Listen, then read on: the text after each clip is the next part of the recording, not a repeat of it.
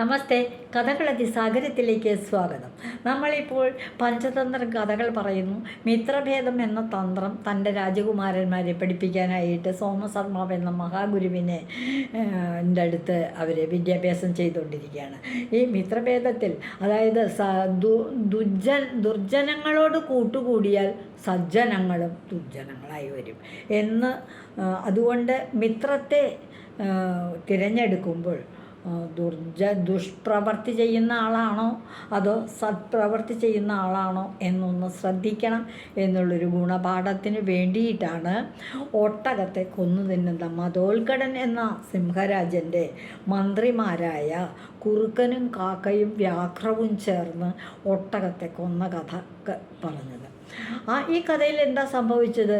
വാസ്തവത്തിൽ സിംഹം നല്ലവനായിരുന്നു, ഒട്ടകത്തിന് അഭയം കൊടുത്തതാണ്, സംരക്ഷിച്ചതാണ്. എന്നാൽ ഈ ദുർജനങ്ങളുടെ കൂട്ടുകൂടിയപ്പോൾ, തൻ്റെ മന്ത്രിമാരായ കാക്കയുടെയും കുറുക്കൻ്റെയും വ്യാഘ്രത്തിൻ്റെയും കൂട്ടുകൂടിയപ്പോൾ, അവരുടെ ഓതലനുസരിച്ച്, അവരുടെ ആ ബ്രെയിൻ വാഷ് എന്ന് പറയപ്പോഴുള്ളവർക്ക് അതനുസരിച്ച് എന്തുണ്ടായി?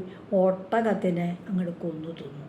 ശുദ്ധ മനസ്സുണ്ടായിരുന്ന ഒട്ടകം ഈ സജ്ജനമായ മതോൽക്കടൻ ദുർജനത്തിൻ്റെ കൂട്ടുകൂടിയപ്പോൾ ദുഷ്പ്രവർത്തി ചെയ്തു. അതാണ് ഒട്ടകത്തിനെ കൊന്ന്. ഈ കഥയാണ് നമ്മളിവിടെ പറഞ്ഞു നിർത്തിയത്.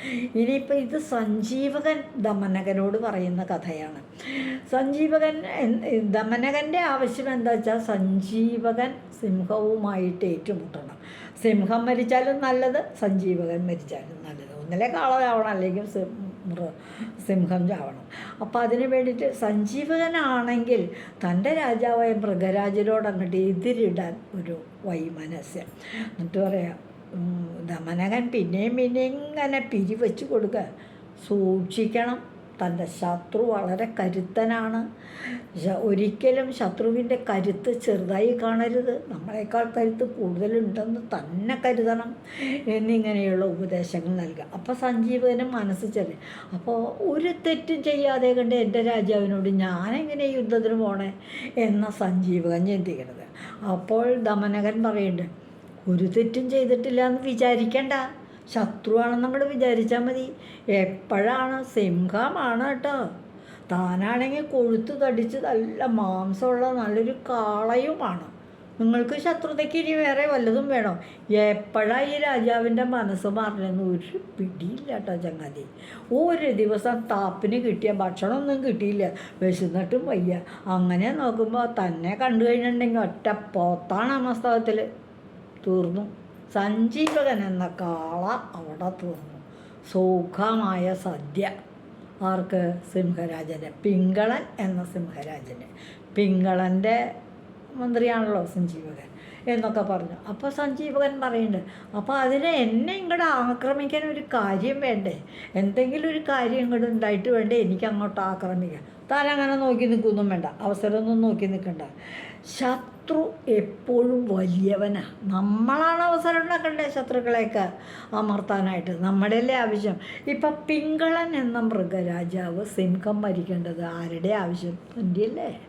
അതുകൊണ്ട് താൻ തന്നെ അവസരം നോക്കി കൊല്ലാനായിട്ട് തുടങ്ങണം.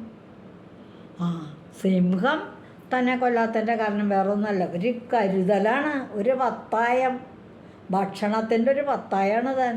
എപ്പോൾ അവസരം കിട്ടണം അപ്പം കൊല്ലും. അതുകൊണ്ട് അപ്പം സഞ്ജീവകൻ അപ്പോൾ ഒരാലോചന, എന്നാൽ ഇനി ചങ്ങാതി, ശത്രു വളരെ ശക്തനൊക്കെയാണ്.